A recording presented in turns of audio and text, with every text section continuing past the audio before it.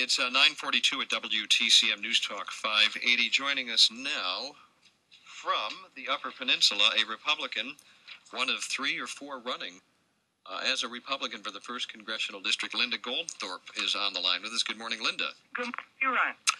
You've run before in this district, right? Yes, I have. I've been running against Bart Stupak for 3 years. My goodness. Well, Sunday night was the vote.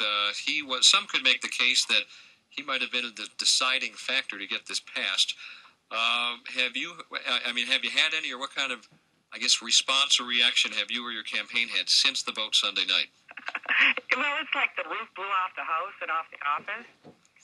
People are very offended at what he did.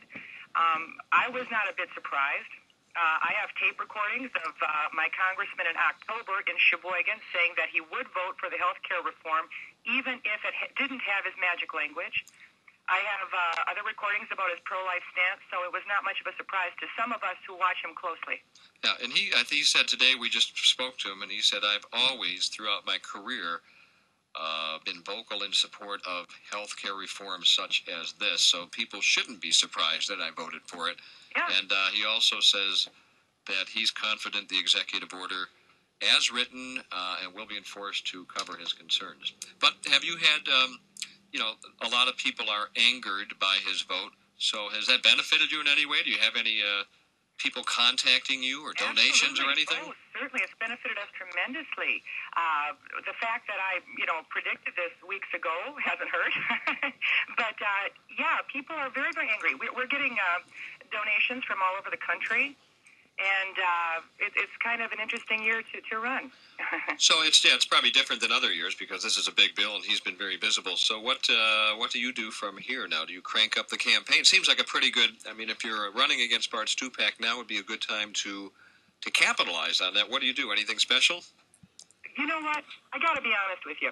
I have been an activist for 20 years, a constitutional activist, and the whole notion of campaigning I find a little bit offensive, and the opportunistic nature of it, the narcissistic nature of it, I am very concerned about getting the message out. I began speaking about... Hello. Forgive me, our phone never quits ringing. Okay. I have been speaking against the health care bill since last July. We need federal government to take over 17% more of our economy. Government creates nothing. Government redistributes wealth. I have a problem with that. In the 1st District, we have the most tremendous natural resources in the world, and we're not permitted to develop them. And that's the only way you create wealth, is by taking raw materials and turning them into something marketable. So any enlargement of the government, I'm very offended by. As far as how that's going to affect my campaign, I will just keep on keeping on. I very much like speaking to people like you. And people should know your background. You're a lawyer? Yes, I am. I've practiced law for a long time, and I'm a homeschooling mom, too. And the same things that offend me about things like the health care bill offended me in the local courtrooms. I watched government ignoring the Constitution, ignoring people's individual rights, their rights of enterprise, and destroying lives. And I couldn't change them. So I became a pro bono attorney, which a lot of people say means I couldn't make any money at it. But actually, I felt badly because I didn't have a product to offer them. I grew up selling hamburgers in my family, and when you sell somebody a hamburger, there's a legitimate exchange of value. As an attorney, I couldn't help anybody out, and I'm really hoping that I can this way. Well, what you say about one of the reasons it's hard to get really good candidates for president is, who can go through years of fundraising and travel and hassles dealing with the press and aides and opponents, and things you say are put under a microscope, taken out of context, and it's, a pretty big district here too. So, like you say, you're not into the campaigning thing, but that's what you do. Yeah, that's what you do. Now, there's a few other Republicans in the race. So, how do you make yourself known now? You want to get people inquiring about Linda Goldthorpe, so you got to do something. Well, certainly I do. We have a very fine website. Our website is lindaforcongress.com. I blog all the time. A lot of my opponents do not speak on the issues to the same extent that I do. I'm hoping that will make a difference. Of course, since the health care bill, Twitter and Facebook have just exploded. people are talking about it, like I said, all over the country, obviously. And where are you based? Where's your home in the UP? I grew up outside of Newbury. I live on the same piece of property that my great-grandfather came from in the 1800s from Scotland. And now in the UP, only 14% of the property is in private ownership anymore. And part of that is very much due to our congressman who gives money to the Nature Conservancy to buy.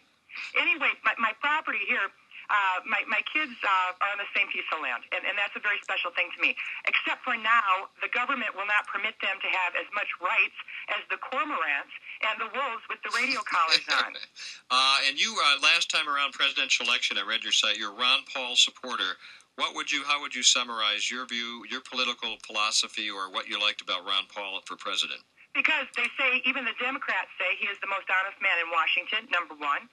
Number two, he is absolutely constitutional. That's my love. Ever since law school, I've been in love with the Constitution.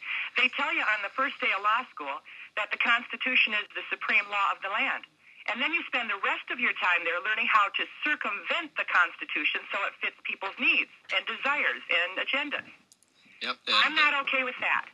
If we do not have the rule of law, it does not matter what fancy reforms you pass. If you can't trust your 10-year-old to go to the store and get a gallon of milk, you're not going to say get the eggs and do the laundry, too.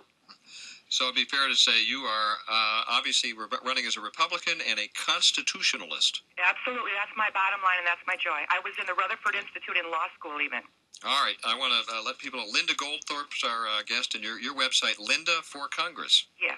And this is the third time around that you've run. Second time for this seat. I ran for a probate judge seat several years ago. Okay. And what do you do now? You just do pro bono legal work. Is that it? Well, lately I just can't. I just drive. Come on, Ron. It's 31 counties. Yeah. Last time I ran, I put 70,000 miles on my car in 9 months. Wow. And that's what I do. All right. So check it out if people want to see who people are saying. Who's running against Stupak? Well, Linda Goldthorpe is one that's running. LindaForCongress.com, the website. I'm sure we'll check back in later in the campaign. Well, I'd be real grateful. Thanks for this time. Thanks for your time today. Appreciate it. Bye.